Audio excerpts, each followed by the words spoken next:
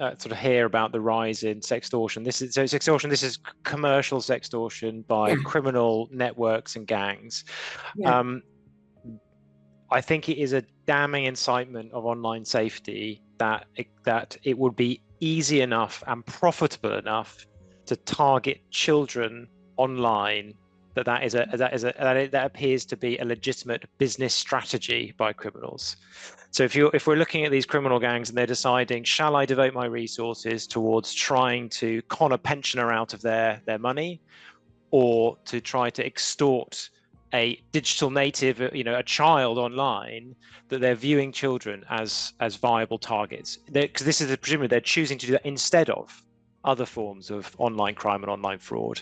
And that just means that they are clearly, there is an attractive based on availability, based on low risk, based on the amount of money. And I wouldn't assume that children have a lot of money, so there wouldn't be a big target. But the fact that we're seeing this rise in sextortion and the devastating impact of that just shows how poor our online safety is, that these children are so vulnerable. It is a business, and it's a business decision.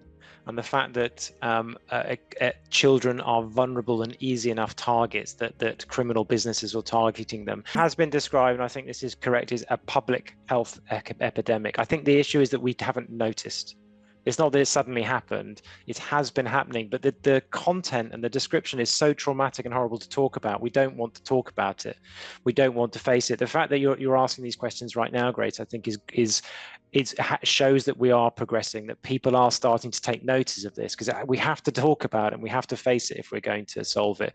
We can't say this is too traumatic, I just don't want to talk about it. I want to pretend it's not happening, because it's still happening. We've had people that have sent, thousands of pounds, really going up to the big numbers, but then a lot of people don't send any money. A lot of people just send what they maybe have got, or they'll say they'll send £50 or something, and that they'll send more later. It really does depend on what people have got and what, it's a massive variety, but it can be a lot of money for people. But people are really scared for, their reputation and their relationships and various different things. So people are really distressed and panicked, and people feel very sort of ashamed, I suppose, of what's happened. And that's why we really try and reassure people that, they've not done anything wrong.